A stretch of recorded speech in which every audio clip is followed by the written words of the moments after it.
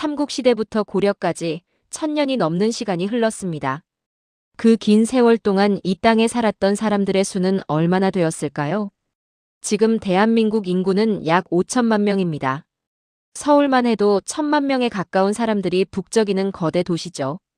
하지만 1000년 전, 아니 1500년 전 이 땅의 모습은 지금과 완전히 달랐습니다. 삼국시대의 백제, 신라, 고구려를 모두 합쳐도 현재 서울 인구에도 미치지 못했을 수 있습니다. 상상이 되시나요? 한반도 전체를 합쳐서 지금의 서울 하나보다 적은 인구. 이것이 우리 조상들이 살았던 시대의 현실이었습니다. 그런데 놀라운 점이 있습니다. 기록 속에 남아있는 숫자들을 하나씩 들여다보면 단순히 사람이 적었다는 사실 너머에 훨씬 더 흥미로운 이야기들이 숨어 있습니다. 왜 백제는 작은 영토에 비해 인구가 많았을까요? 신라는 어떻게 삼국 통일 이후 인구가 폭발적으로 증가했을까요? 고구려는 그 넓은 땅을 어떻게 적은 인구로 지켜냈을까요?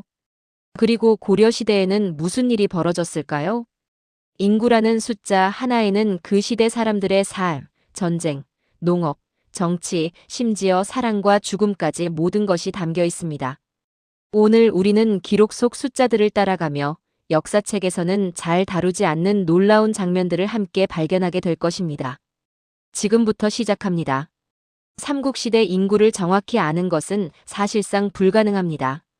당시에는 현대적인 인구조사 시스템이 없었고 남아있는 기록도 매우 제한적이기 때문입니다. 하지만 역사학자들은 여러 단서를 모아 추정치를 내놓았습니다. 그 숫자들은 우리의 상상을 뛰어넘을 만큼 놀랍습니다. 삼국사기에는 이런 기록이 남아 있습니다. 백제 온조왕 13년 백성들을 헤아리니 호수가 1만을 넘었다. 단 1만 호. 한 집에 평균 5명이 살았다고 가정하면 5만 명 정도입니다. 이것은 백제 초기의 숫자이긴 하지만 당시 인구 규모가 얼마나 작았는지를 보여주는 중요한 단서입니다. 삼국시대 전성기, 즉 6세기 중반 무렵을 기준으로 학자들이 추정한 인구는 이렇습니다. 고구려 약 300만 350만 명, 백제 약 200만 250만 명, 신라 약 150만 200만 명, 삼국을 모두 합쳐도 700만 명 안팎입니다. 현재 서울 인구보다도 적은 숫자입니다. 하지만 이 숫자 뒤에는 중요한 의미가 숨어 있습니다.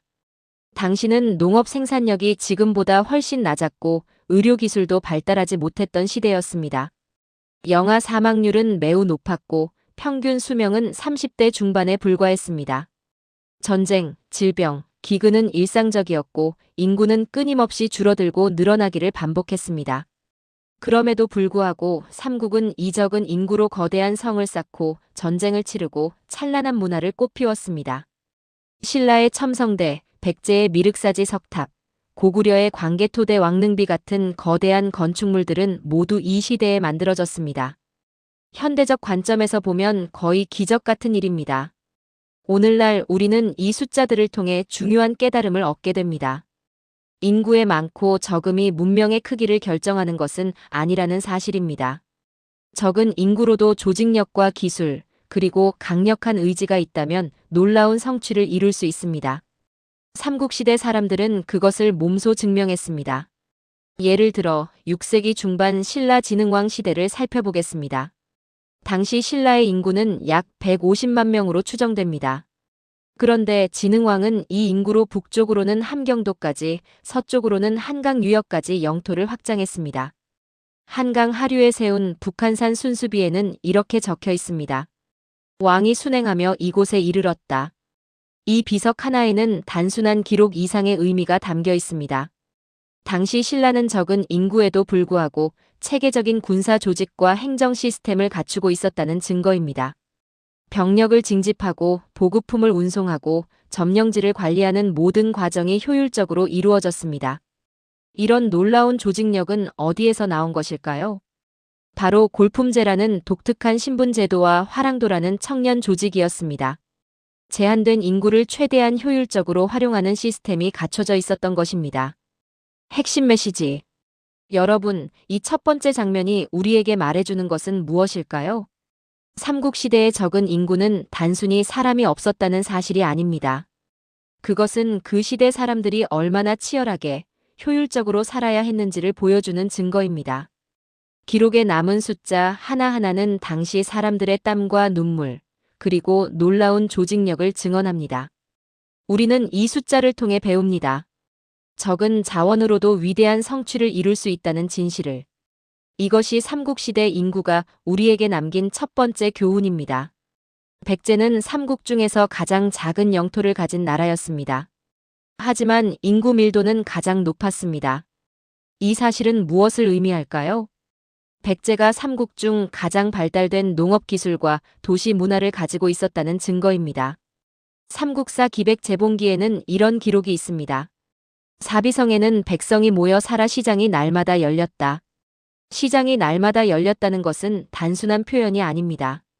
이것은 교역이 활발하고 물자가 풍부하며 사람들이 밀집해 살았다는 의미입니다. 당시 동아시아에서 매일 시장이 열리는 도시는 흔하지 않았습니다. 백제의 수도 사비성, 지금의 부여 지역은 6세기 중반 기준으로 약 10만 명 이상이 살았을 것으로 추정됩니다. 당시로서는 엄청난 규모의 대도시였습니다. 이 인구 집중은 우연이 아니었습니다. 백제는 금강 유역의 비옥한 평야 지대를 기반으로 발전했습니다. 벼농사가 가능한 평야는 산악 지형보다 훨씬 많은 인구를 먹여 살릴 수 있었습니다. 게다가 백제는 중국 남조와 활발하게 교역하며 선진 기술을 받아들였습니다.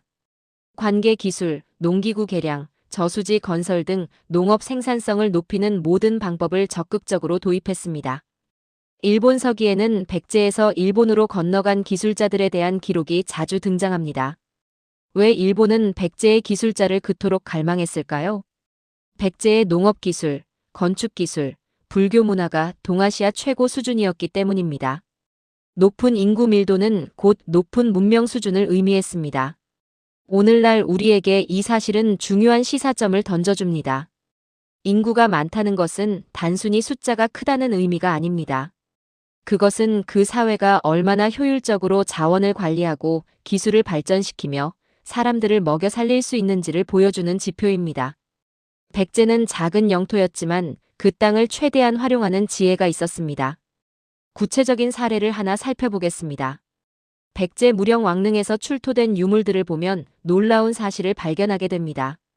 무령 왕릉은 1971년 우연히 발견되어 완전한 형태로 발굴된 유일한 백제 왕릉입니다.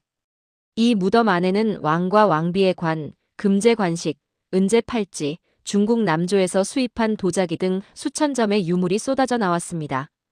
특히 주목할 만한 것은 지성 무덤의 주인을 기록한 돌에 적힌 연대입니다. 왕과 왕비가 사망한 연도가 정확하게 적혀 있었습니다. 무령왕은 523년에, 왕비는 526년에 세상을 떠났습니다.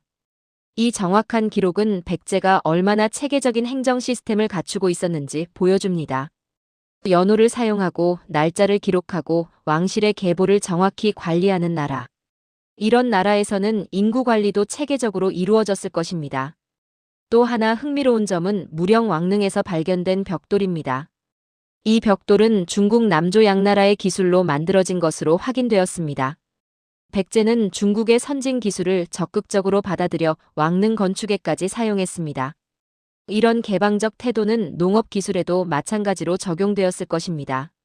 선진 기술을 받아들이고 평야를 효율적으로 경작하고 시장을 통해 물자를 교환하는 시스템. 백제의 높은 인구 밀도는 이 모든 것이 결합된 결과였습니다. 핵심 메시지. 백제의 인구 집중은 단순한 우연이 아니었습니다.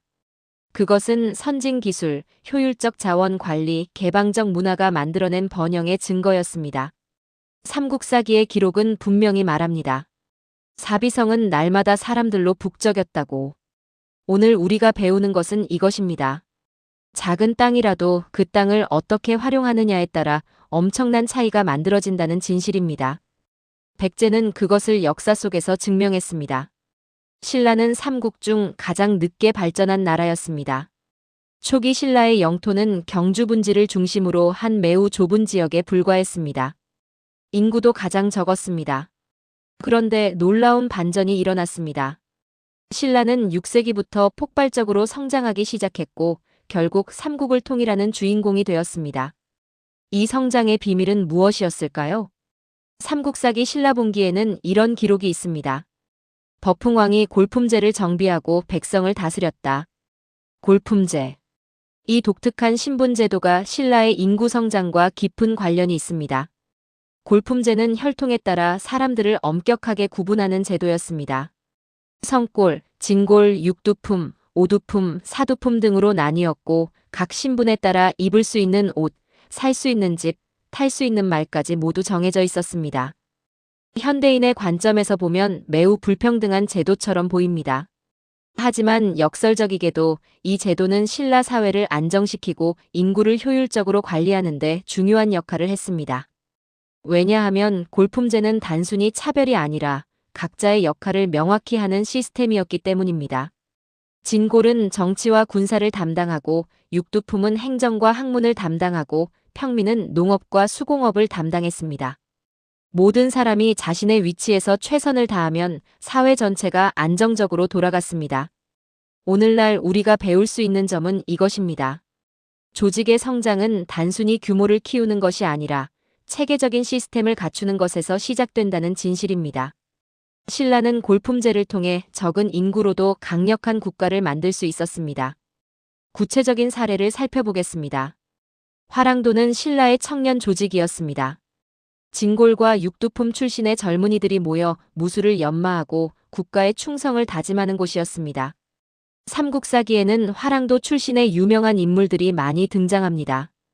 김유신, 관창, 사다함 등 삼국통일의 주역들은 모두 화랑도 출신이었습니다. 화랑도의 핵심은 세속오계라는 5가지 계율이었습니다. 임금을 충성으로 섬기고 부모를 효도로 섬기고 친구를 믿음으로 사귀고 전쟁에서 물러서지 않으면 살생을 가려서 하라. 이 계율은 단순한 도덕 규범이 아니었습니다. 이것은 신라 사회 전체를 결속시키는 강력한 이념이었습니다.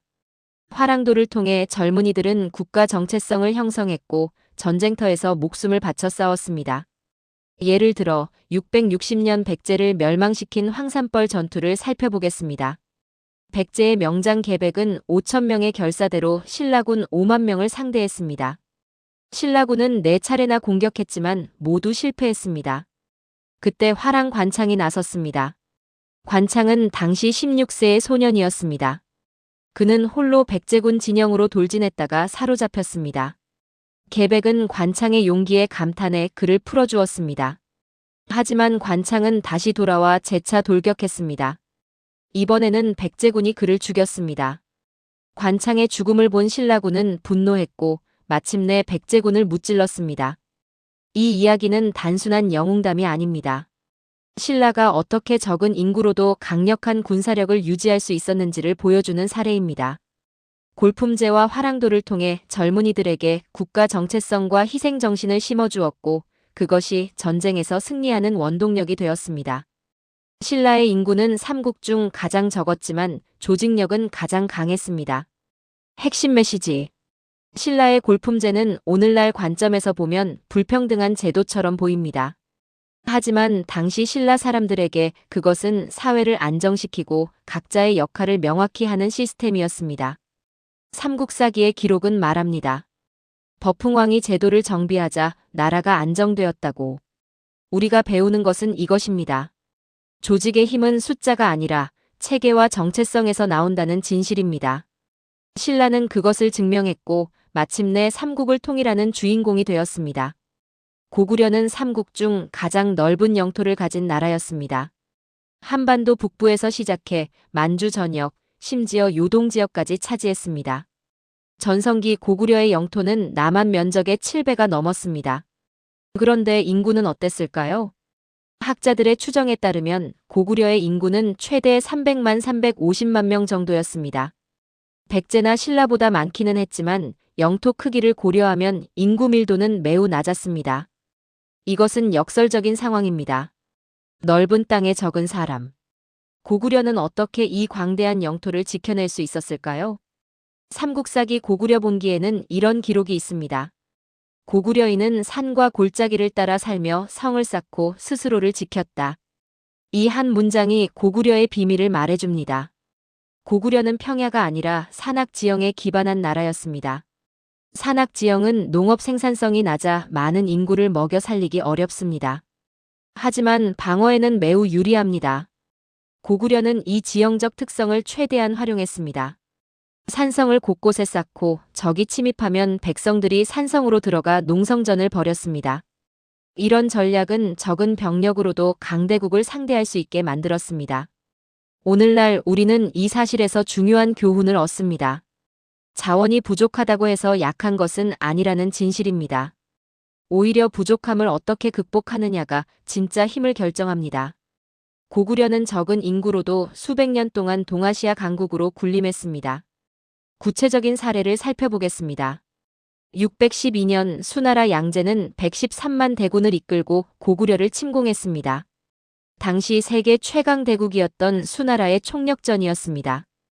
고구려의 인구는 약 300만 명, 동원 가능한 병력은 많아야 30만 명 정도였습니다. 숫자로만 보면 고구려가 이길 확률은 거의 없었습니다. 하지만 결과는 어땠을까요? 고구려는 수나라군을 완벽하게 격퇴했습니다. 을지문덕 장군이 이끈 고구려군은 살수대첩에서 수나라군 30만 명을 전멸시켰습니다. 수나라는 이 패배 이후 국력이 크게 약해졌고 결국 멸망했습니다. 어떻게 이런 일이 가능했을까요? 첫째, 고구려는 산성 중심의 방어 전략을 사용했습니다. 요동의 여러 산성에서 수나라군을 지연시키며 보급로를 끊었습니다. 둘째, 고구려 백성들은 전쟁에 익숙했습니다. 산악 지형에서 자라며 자연스럽게 체력과 전투력을 길렀습니다. 셋째, 고구려는 강력한 국가 정체성을 가지고 있었습니다. 왕부터 평민까지 모두가 나라를 지키기 위해 목숨을 바쳤습니다. 삼국사기에는 이런 기록이 있습니다. 을지문덕이 군사를 이끌고 수나라군을 살수에 이르게 했다. 물을 반쯤 건너자 일시에 공격하니 수군이 크게 패했다. 이 기록에서 주목할 점은 일시의 공격이라는 표현입니다. 고구려군은 완벽한 타이밍을 포착했고 전군이 일사불란하게 움직였습니다. 이것은 고도로 훈련된 군대만이 할 수 있는 일입니다. 적은 인구였지만 그 인구의 질은 매우 높았습니다. 고구려의 또 다른 비밀은 다민족 국가였다는 점입니다. 고구려는 고구려족뿐만 아니라 말갈족, 거란족 등 여러 민족이 함께 살았습니다. 이들은 각자의 방식으로 고구려에 기여했습니다. 말갈족은 뛰어난 기마 전사였고 거란족은 유목 생활에 익숙해 정찰과 보급에 능했습니다. 고구려는 이런 다양성을 포용하며 국력을 키웠습니다. 핵심 메시지. 고구려의 적은 인구는 약점이 아니라 오히려 강점이 될 수 있었습니다. 산악 지형에 맞는 전략, 높은 전투력, 강력한 정체성이 결합되자 불가능해 보이던 승리가 현실이 되었습니다. 삼국사기의 기록은 분명히 말합니다. 고구려는 산과 골짜기에서 스스로를 지켰다고. 우리가 배우는 것은 이것입니다. 숫자가 아니라 전략이, 양이 아니라 질이 진짜 힘을 만든다는 진실입니다. 고구려는 그것을 역사 속에서 증명했습니다. 676년 신라는 마침내 삼국을 통일했습니다. 백제와 고구려를 멸망시키고 당나라군까지 몰아낸 역사적 순간이었습니다. 그런데 통일 이후 놀라운 일이 벌어졌습니다. 신라의 인구가 폭발적으로 증가하기 시작한 것입니다. 통일 직전 신라의 인구는 약 200만 명 정도였습니다. 하지만 통일 후 100년이 지난 8세기 중반 신라의 인구는 약 500만 600만 명으로 추정됩니다. 무려 2배 이상 증가한 것입니다. 이런 급격한 인구 증가는 무엇을 의미할까요? 삼국사기에는 이런 기록이 있습니다. 경덕왕 때 전국에 구주오소경 117군 294면이 있었다. 구주오소경 체제. 이것은 신라가 통일 후 전국을 체계적으로 관리하기 시작했다는 증거입니다. 각 지역에 행정 조직을 설치하고 세금을 걷고 인구를 파악했습니다. 통일 이전에는 전쟁이 끊이지 않았습니다. 사람들은 안정적으로 농사를 지을 수 없었고 많은 이들이 전쟁으로 목숨을 잃었습니다. 하지만 통일 이후에는 상황이 완전히 바뀌었습니다. 전쟁이 멈추고 평화가 찾아왔습니다. 사람들은 안심하고 농사를 지을 수 있었고 아이를 낳아 키울 수 있었습니다. 평화가 가져온 가장 큰 선물은 바로 인구 증가였습니다. 오늘날 우리에게 이 사실은 중요한 시사점을 던져줍니다. 인구 성장은 단순히 출산율의 문제가 아니라 사회적 안정과 경제적 번영의 결과라는 것입니다. 사람들이 미래를 믿을 수 있을 때 인구는 자연스럽게 증가합니다. 통일신라는 그것을 역사 속에서 보여주었습니다. 구체적인 사례를 살펴보겠습니다. 통일신라 시대 경주는 동아시아 최대 도시 중 하나로 성장했습니다. 8세기 중반 경주의 인구는 약 100만 명으로 추정됩니다. 당시 세계적으로 인구 100만 명이 넘는 도시는 손에 꼽을 정도였습니다. 중국의 장안, 중동의 바그다드, 그리고 신라의 경주. 경주는 2세 도시와 어깨를 나란히 했습니다. 삼국유사에는 경주의 모습을 이렇게 묘사하고 있습니다. 서울의 집이 17만 8,936호요. 우물이 1,300개, 다리가 35개요. 절이 178개였다. 17만 호면 한 집에 5명씩 산다고 가정하면 약 90만 명입니다. 물론 이 숫자는 과장이 섞였을 가능성도 있지만 경주가 엄청난 대도시였다는 것은 분명합니다. 경주에는 왜 이렇게 많은 사람이 모였을까요? 첫째, 경주는 신라의 수도이자 정치 문화 경제의 중심지였습니다. 전국에서 세금이 경주로 모였고 귀족과 관리들이 경주에 살았습니다. 둘째, 불교 문화가 꽃피었습니다. 황룡사, 불국사, 석굴암 같은 거대한 사찰들이 경주에 세워졌습니다. 이 사찰들을 짓기 위해 수많은 장인과 노동자들이 경주로 모여들었습니다. 셋째, 경주는 국제도시였습니다. 당나라, 일본, 서역 상인들이 경주를 찾아왔고 실크로드를 통해 페르시아 문물까지 들어왔습니다. 경주에서 발굴된 유물 중에는 페르시아 유리잔, 서역 은제 그릇 같은 것들도 있습니다. 경주는 단순한 수도가 아니라 동아시아 문명의 교차로였습니다. 하지만 인구 집중은 문제도 가져왔습니다. 9세기로 접어들면서 신라는 점점 혼란에 빠졌습니다. 귀족들 간의 권력 다툼이 심해졌고 지방에서는 반란이 일어났습니다. 경주의 인구가 지나치게 집중되면서 지방은 상대적으로 소외되었습니다. 결국 신라는 후삼국 시대로 접어들며 분열되었습니다. 핵심 메시지. 통일 신라의 인구 폭발은 평화가 가져온 축복이었습니다. 전쟁이 멈추고 안정이 찾아오자 사람들은 미래를 꿈꿀 수 있었고 인구는 자연스럽게 증가했습니다. 삼국사기의 기록은 말합니다. 나라가 통일되자 백성이 편안해졌다고. 우리가 배우는 것은 이것입니다. 진짜 풍요는 물질이 아니라 평화에서 온다는 진실입니다. 신라는 통일을 통해 그것을 이루었고 찬란한 문화를 꽃피웠습니다. 918년 왕건은 고려를 건국했습니다.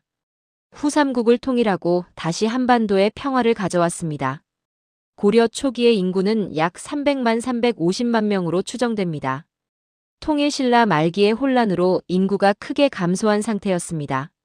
하지만 고려는 빠르게 안정을 되찾았고 인구도 다시 증가하기 시작했습니다. 11세기 중반 고려의 인구는 약 500만 600만 명으로 늘어났습니다. 그런데 13세기에 접어들면서 상황이 완전히 바뀌었습니다. 몽골의 침입이 시작된 것입니다. 고려사에는 이런 기록이 있습니다. 몽골군이 침입하자 백성들이 산과 섬으로 도망쳤다. 1231년부터 1259년까지 고려는 무려 30년 동안 몽골의 침략을 받았습니다. 이 전쟁은 고려 역사상 가장 처참한 재앙이었습니다. 몽골군은 한반도 전역을 휩쓸며 무차별 학살을 자행했습니다. 마을은 불탔고 수많은 사람들이 죽거나 포로로 끌려갔습니다. 학자들의 추정에 따르면 몽골 침입으로 고려 인구의 약 3,040%가 감소했을 것으로 보입니다. 500만 600만 명이던 인구가 300만 400만 명으로 줄어든 것입니다. 이것은 단순한 숫자가 아닙니다. 그 뒤에는 셀 수 없이 많은 가족의 비극, 고통, 죽음이 있었습니다. 오늘날 우리는 이 사실을 통해 중요한 교훈을 얻습니다. 전쟁은 인구를 순식간에 파괴하지만 회복하는 데는 수십 년이 걸린다는 진실입니다. 고려는 몽골 침입 이후 결코 이전의 번영을 되찾지 못했습니다. 구체적인 사례를 살펴보겠습니다. 1254년 몽골군은 충청도와 전라도 지역을 집중적으로 공격했습니다. 고려 사저료에는 이런 기록이 남아 있습니다. 몽골군이 충주를 공격하니 남녀 2만여 명이 죽었다. 또 공주를 공격하니 3만여 명이 죽었다. 단 2개의 도시에서만 5만 명이 죽었습니다. 당시 고려 전체 인구가 500만 명 정도였다는 것을 고려하면 이것은 엄청난 비율입니다. 더 비극적인 것은 살아남은 사람들의 운명이었습니다. 몽골군은 수많은 고려인을 포로로 잡아 몽골로 끌고 갔습니다. 특히 젊은 남성과 여성들이 많이 끌려갔습니다. 이들은 몽골에서 노예로 팔리거나 군사로 징집되거나 강제 결혼을 당했습니다. 한반도에 남은 사람들도 안전하지 못했습니다. 농토는 황폐해졌고 식량이 부족해 굶어 죽는 사람이 속출했습니다. 고려사에는 이런 기록이 있습니다. 기근이 들어 사람들이 서로를 잡아먹었다. 이것은 과장이 아니라 실제로 일어난 일이었습니다. 전쟁은 단순히 전투에서 죽는 사람만이 아니라 기근과 질병으로 죽는 사람까지 만들어냈습니다. 고려는 결국 몽골에 항복했습니다. 하지만 항복 이후에도 고통은 끝나지 않았습니다. 몽골은 고려에 막대한 공물을 요구했습니다. 매년 금, 은, 말, 매, 인삼, 종이 등을 바쳐야 했습니다. 특히 고려 여성들을 공녀로 바치라는 요구는 고려 사회에 큰 상처를 남겼습니다. 14세기까지 약 100년 동안 고려는 수천 명의 여성을 몽골에 보내야 했습니다. 이것은 고려 인구 구조에도 영향을 미쳤습니다. 젊은 여성이 부족해지자 결혼이 어려워졌고 출산율도 떨어졌습니다. 고려는 몽골 지배 아래에서 서서히 국력을 잃어갔습니다. 핵심 메시지. 고려시대 인구 변화는 전쟁이 한 나라에 얼마나 큰 상처를 남기는지 보여줍니다. 몽골 침입으로 고려 인구의 절반 가까이가 사라졌고 살아남은 사람들도 평생 고통 속에 살았습니다. 고려사의 기록은 분명히 말합니다. 전쟁은 백성의 삶을 송두리째 파괴했다고. 우리가 배우는 것은 이것입니다. 평화가 얼마나 소중한지, 전쟁이 얼마나 참혹한지를 잊지 말아야 한다는 진실입니다. 고려는 그것을 역사 속에서 뼈저리게 경험했습니다. 지금까지 우리는 삼국시대부터 고려까지 인구 변화를 살펴보았습니다. 숫자는 끊임없이 변했습니다. 늘어나기도 하고 줄어들기도 했습니다. 그런데 이 숫자들 뒤에는 더 중요한 이야기가 숨어 있습니다. 바로 그 시대 사람들이 어떻게 살았는가 하는 이야기입니다. 인구 기록은 단순한 통계가 아닙니다. 그것은 그 시대 사람들의 삶의 방식, 가치관, 고통과 희망을 담고 있는 증언입니다. 삼국사기와 고려사에 남아있는 단편적인 기록들을 모으면 놀라운 그림이 그려집니다. 첫째, 고대인들의 평균 수명은 매우 짧았습니다. 현대 의학이 없던 시대, 사람들은 30대 중반이면 노인으로 여겨졌습니다. 영아 사망률은 50%를 넘었고 출산으로 죽는 여성도 많았습니다. 전염병이 돌면 마을 전체가 사라지기도 했습니다. 고려사에는 이런 기록이 있습니다. 역병이 돌아 한 마을에 살아남은 자가 둘셋에 불과했다. 이것은 과장이 아니라 실제 상황이었습니다. 둘째, 농업 생산성이 지금보다 훨씬 낮았습니다. 현대에는 1헥타르 약 3,000평의 논에서 쌀 56톤을 수확할 수 있습니다. 하지만 삼국시대에는 같은 면적에서 1톤도 채 수확하지 못했습니다. 농기구가 원시적이었고 비료도 부족했습니다. 게다가 날씨에 완전히 의존했습니다. 가뭄이 들거나 홍수가 나면 그 애는 굶어야 했습니다. 셋째, 전쟁이 일상이었습니다. 삼국시대는 말 그대로 전쟁의 시대였습니다. 백제, 신라, 고구려는 끊임없이 싸웠습니다. 젊은 남성들은 언제든지 전쟁터로 끌려갈 수 있었습니다. 많은 이들이 돌아오지 못했습니다. 삼국사기에는 전쟁 기록이 끊임없이 등장합니다. 년 백제가 신라를 침략했다. 년 신라가 고구려를 공격했다. 이런 기록 하나하나는 수많은 죽음을 의미했습니다. 오늘날 우리는 이 모든 기록을 통해 중요한 깨달음을 얻습니다. 우리가 누리는 평화와 풍요는 결코 당연한 것이 아니라는 진실입니다. 과거 사람들은 생존 자체가 싸움이었던 시대를 살았습니다. 구체적인 사례를 마지막으로 하나 살펴보겠습니다. 삼국유사에는 한 농민의 이야기가 실려 있습니다. 신라시대, 한 농부가 산속에서 밭을 일구고 살았습니다. 그는 평생 한 번도 수도 경주에 가보지 못했습니다. 산을 넘어가는 것조차 큰 모험이었습니다. 그는 같은 마을에서 태어나 자라고 결혼하고 아이를 낳고 늙어 죽었습니다. 그의 세계는 마을 주변 몇 리에 불과했습니다. 이것이 당시 대부분 사람들의 삶이었습니다. 인구가 적었다는 것은 사람들이 훨씬 더 고립되어 살았다는 의미입니다. 이웃 마을까지 가는데도 하루가 걸렸고 외부 소식은 거의 들어오지 않았습니다. 하지만 그들은 나름대로 행복을 찾았습니다. 가족과 함께 밥을 먹고 아이들이 자라는 것을 보고 가을에 곡식을 거두는 것. 그것이 그들의 기쁨이었습니다. 삼국사기에는 이런 기록도 있습니다. 신라 사람들은 노래와 춤을 좋아했다. 힘든 삶 속에서도 사람들은 노래하고 춤추며 삶을 즐겼습니다. 한가위가 되면 마을 사람들이 모여 밤새 춤을 췄습니다. 이것이 바로 인구 기록이 우리에게 말해주는 진짜 이야기입니다. 숫자 뒤에는 언제나 사람이 있었고 그 사람들은 우리와 똑같이 사랑하고 웃고 울고 희망했습니다. 핵심 메시지. 인구 기록은 단순한 숫자가 아닙니다. 그것은 그 시대를 살았던 수백만 명의 삶, 눈물, 웃음, 희망을 담고 있는 증언입니다. 삼국사기와 고려사의 기록은 말합니다. 백성이 곧 나라의 근본이라고. 우리가 마지막으로 배우는 것은 이것입니다.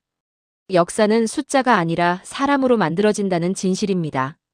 지금 우리도 역사의 한 페이지를 살고 있으며 우리의 선택이 미래 세대에게 기록으로 남을 것입니다. 이제 모든 장면을 하나로 엮어 마지막 메시지를 전하겠습니다. 여러분, 우리는 지금까지 삼국시대부터 고려까지 1000년이 넘는 시간을 함께 걸어왔습니다. 인구라는 하나의 렌즈를 통해 우리는 그 시대 사람들의 삶을 들여다보았습니다. 7가지 장면은 서로 다른 시대, 다른 나라, 다른 상황을 보여주었지만 하나의 진실로 연결되어 있습니다. 바로 인구는 단순한 숫자가 아니라 그 시대 사람들의 삶과 선택의 총합이라는 사실입니다. 삼국시대의 적은 인구는 그 시대가 얼마나 치열했는지를 보여주었습니다. 백제의 높은 인구 밀도는 선진 기술과 효율적 자원 관리의 증거였습니다. 신라의 골품제는 적은 인구를 체계적으로 조직해 강력한 국가를 만든 시스템이었습니다. 고구려의 광활한 영토와 적은 인구의 역설은 전략과 질이 양을 이긴다는 진실을 증명했습니다. 통일 신라의 인구 폭발은 평화가 가져온 축복이었으며 안정이 번영의 시작임을 보여주었습니다. 고려시대 몽골 침입으로 인한 인구 감소는 전쟁이 얼마나 참혹한 재앙인지를 우리에게 각인시켰습니다. 그리고 마지막 장면에서 우리는 깨달았습니다. 인구 기록 뒤에는 언제나 사람이 있었고 그들은 우리와 똑같이 살고 사랑하고 꿈꾸었다는 사실을 말입니다. 삼국사기는 이렇게 기록하고 있습니다. 백성이 곧 나라의 근본이다. 이 말은 단순한 구호가 아니라 1000년 역사가 증명한 진리입니다. 인구가 늘어나고 줄어드는 모든 순간에는 이유가 있었습니다. 평화가 오면 인구가 늘었고 전쟁이 오면 인구가 줄었습니다. 기술이 발전하면 더 많은 사람을 먹여 살릴 수 있었고 재난이 오면 수많은 사람이 목숨을 잃었습니다. 하지만 무엇보다 중요한 것은 그 시대를 살았던 사람들이 절망 속에서도 희망을 놓지 않았다는 사실입니다. 오늘 우리가 이 이야기를 통해 배운 교훈은 분명합니다. 인구는 미래를 보여주는 거울입니다. 인구가 건강하게 증가하는 사회는 희망이 있는 사회입니다. 사람들이 안심하고 아이를 낳고 미래를 계획할 수 있는 사회입니다. 반대로 인구가 감소하는 사회는 무언가 문제가 있다는 신호입니다. 전쟁일 수도 있고 기근일 수도 있고 사회적 불안일 수도 있습니다. 지금 우리가 사는 이 시대도 마찬가지입니다. 우리의 선택 하나하나가 미래 인구에 영향을 미칩니다. 평화를 지키는 것, 환경을 보호하는 것, 서로를 존중하는 것. 이 모든 것이 결국 미래 세대에게 물려줄 유산이 됩니다. 우리는 지금 역사의 한 페이지를 쓰고 있습니다. 1000년 후 사람들이 우리 시대를 돌아볼 때 그들은 무엇을 발견하게 될까요? 우리가 남긴 기록은 어떤 이야기를 들려줄까요? 이것이 바로 오늘 우리가 인구 이야기를 통해 깨달아야 할 가장 중요한 메시지입니다. 역사는 과거가 아니라 현재이며 우리 모두가 그 역사를 만들어가고 있다는 진실입니다. 사랑하는 여러분, 우리는 오늘 긴 여정을 함께 했습니다. 삼국시대부터 고려까지 1000년이 넘는 시간을 인구라는 렌즈로 들여다보았습니다. 이 7가지 장면이 우리에게 남긴 교훈을 다시 한번 정리해 보겠습니다. 첫째, 적은 자원으로도 위대한 성취를 이룰 수 있습니다. 삼국시대 사람들은 적은 인구로도 찬란한 문명을 꽃피웠습니다. 둘째, 효율적인 시스템이 규모보다 중요합니다. 백제의 높은 인구밀도, 신라의 골품제, 고구려의 산성 전략은 모두 체계적인 시스템의 힘을 보여주었습니다. 셋째, 평화가 가장 큰 축복입니다. 통일 신라의 인구 증가는 평화가 가져온 선물이었습니다. 넷째, 전쟁은 모든 것을 파괴합니다. 고려시대 몽골 침입은 인구뿐 아니라 사회 전체를 무너뜨렸습니다. 다섯째, 숫자 뒤에는 언제나 사람이 있습니다.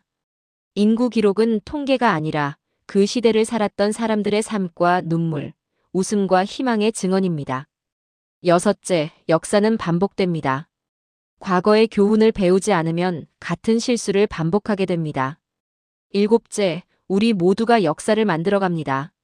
지금 이 순간 우리의 선택이 미래 세대에게 기록으로 남을 것입니다. 이제 여러분께 질문을 드리고 싶습니다. 오늘 이야기 중에서 가장 마음에 남은 장면은 무엇이었나요? 백제의 번영이었나요? 신라의 조직력이었나요? 아니면 고구려의 저항이었나요? 여러분의 생각을 댓글로 남겨주세요. 그리고 만약 다음에 다루고 싶은 역사 주제가 있다면 함께 알려주세요. 여러분의 의견이 다음 이야기를 만드는 소중한 씨앗이 됩니다. 좋아요와 구독은 이 채널이 더 좋은 역사 이야기를 만들 수 있도록 돕는 가장 큰 힘입니다. 여러분 한 분 한 분의 관심이 모여 더 많은 사람들이 우리 역사를 알아가는 기회가 됩니다. 마지막으로 이 말씀을 전하고 싶습니다. 역사는 먼 과거의 기록이 아닙니다.